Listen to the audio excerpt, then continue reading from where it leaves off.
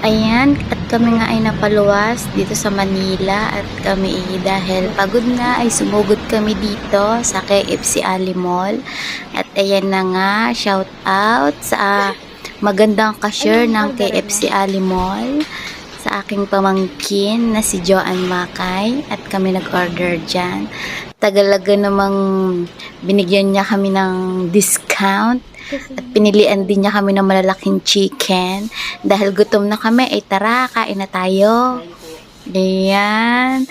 At pagkatapos nga ng aming kain sa KFC Ali Mall, ay kami nagdiretso na din dito sa Gateway sa Araneta.